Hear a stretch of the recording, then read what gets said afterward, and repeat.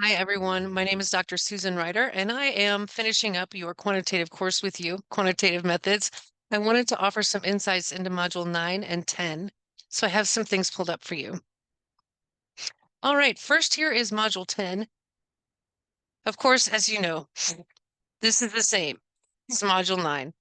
What changes is what else I'm going to share with you in this video.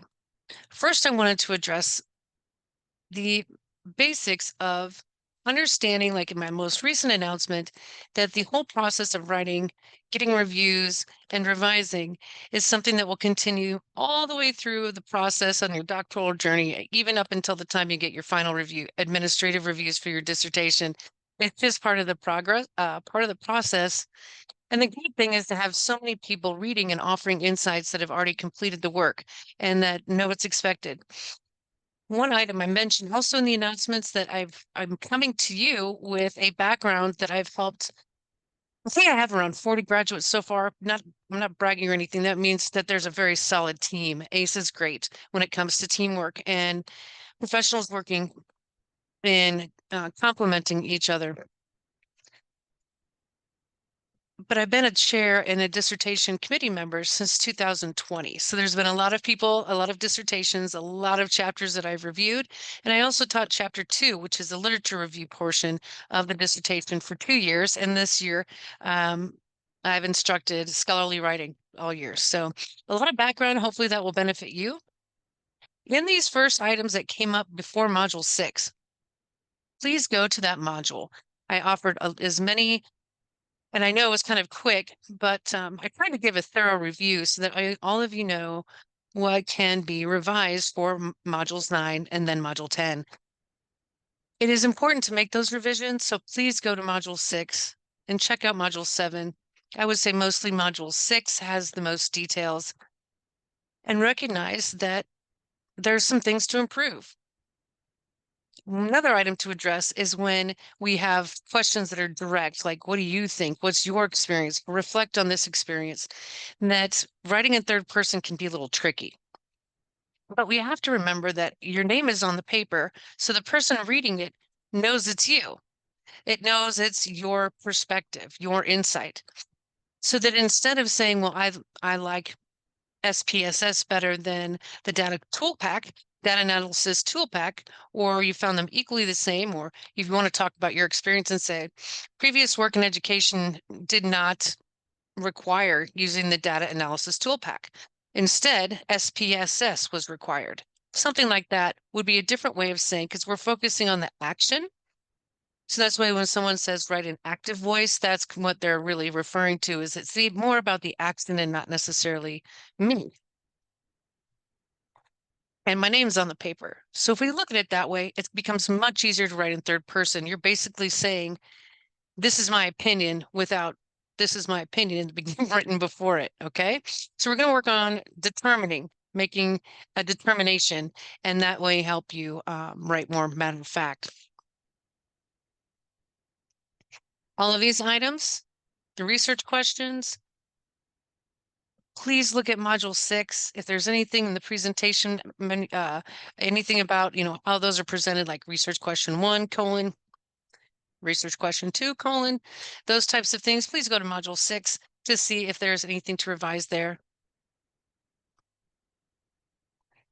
When it comes to these content sections, please make sure you're using APA 7th for in-text citations. That means so in APA 5th, you could have, like, say your whole paragraph was really focusing on one article. Then it was perfectly fine back then for APA 5th edition to have an in-text citation at the bottom, basically implying that this whole paragraph is sponsored by this author. In APA 6th and 7th, we can no longer do that. We have to put the in-text throughout every paragraph. You should have 3 to 4 authors per paragraph that you're representing, especially when you're into assumptions. So when you get into research methods, every time you have a term, make sure you give a methodology author, which I know is in your, if you download the transcripts from the videos in the media gallery, yes, this over here, boom. Yes, here we go. Well, it's taking a minute. There. There's a transcript you can download for all of these. And you will also find in the transcript and in the videos is the mention of the major playing authors like a Cresswell. So there's those ideas super quick. And I want to show you something else. If you haven't done it already, I would venture to say most of you have recorded a PowerPoint before, but just in case you haven't, I was going to show you a little bit about what a dissertation presentation looks like, and we'll go from there. I may have a few different slides because I went to a different school, but for the most part, they're all the same. So you're going to, from week 10, week 9, you're going to have your items, your content complete. Week 10, you're going to double check to make sure you have everything. Then you're going to make a PowerPoint that has at least 12 slides to accommodate the 12 items listed. Also, I put in the announcements for week 9. Here's your main level 1 heading, center space bold. You will have these as your subheadings or bold, flush left. When we have these, which is only right in this portion, it will be a level 3 heading, which is bold, flush left, and italicized. So you really just follow the outline. Make sure you have each item, make sure you have headings for each item. So level 1, level 2, level 1, 2, 3, and so forth. All right, I don't want to take up too much of your time. This is my PowerPoint. So of course, like I said, it's going to look a little bit different and not much though. So we have the title. You're going to have your title slide. Basic, just like a title page. Yes, mine was Reentry Education Program Development, Philosophical Approaches of Senior Administrator to Reduce Recidivism Rates in Correctional Institutions. So all my stuff was dealing with education in the state prisons. Now, as you see here, I have a lot of in-text citations after my problem statement. However, ACE doesn't provide, they don't really expect problem statements to have that, but you do have in chapter 1, much like your section, we have background of the official statement. And this is background of my problem.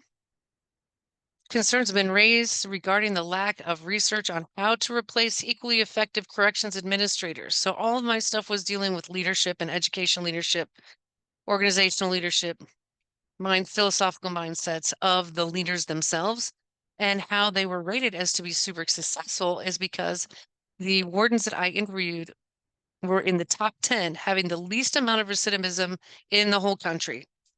In other words, I went and interviewed successful people to find out how to replace administrators, because if we want good ones, we need to find out what the super successful ones were doing, how they thought, what their strategies were.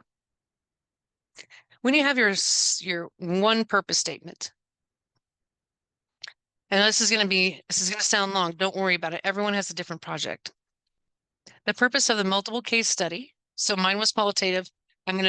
This is just an example, is to determine mutual leadership qualities of corrections executives in areas of agent-based consequentialism, altruistic consequentialism, hedonism, and utilitarianism as they work to improve social, human, and cultural capital. It's a mouthful, but it fit. Okay, so that, Mike, in your list, you're going to list your research questions. I'm not going to read all this to you. I just want you to see. So you have your conceptual framework or your theoretical framework. When you are writing in your what was corrected in module 6, and when you're writing module 9, make sure you include the seminal author, the original authors and their work. So as you can see here, this list is for these seminal authors, the original authors, the one who presented it to the public. You don't have to do that.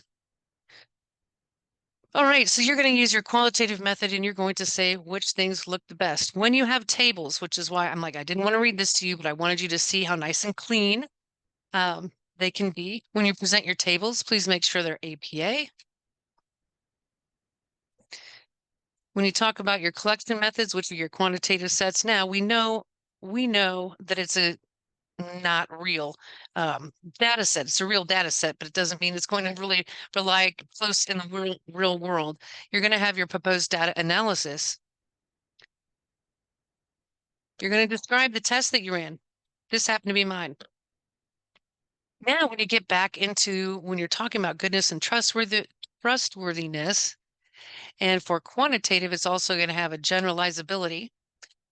You simply want to make sure you're using, like, these are methodology authors. Everyone knows Cresswell, but these are the methodology authors that basically said, yes, that is what confirmability is. Yes, it dependability. Yes, that makes it transferable. And what is triangulation? You want the methodologist to back up that, yes, you are the expert because you learned from these vetted experts.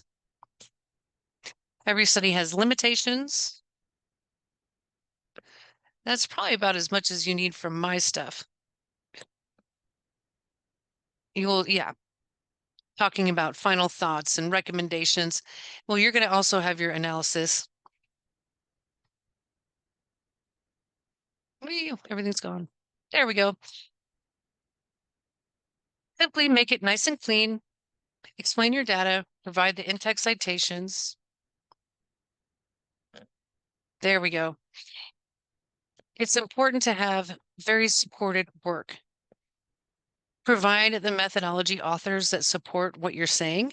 If you're talking about the limitation, scope, reliability, independent and dependent variables, you'll want to have a methodology author that's saying, yes, that is what an independent variable is. It doesn't have to be overdone. Just make sure that you're giving credit where credit is due. And when you add those methodology authors, what it also demonstrates is that you went to the expert. And not only did you go look and make, basically, you didn't make it up. You went and found Cresswell or the other ones, and they support your definition and understanding and presentation of what the limitations are. Okay, well, I hope I shed enough light on everything, and I didn't want to talk too long, hopefully not too fast. Have a great day, and always send me questions when you have them. I will talk to you later.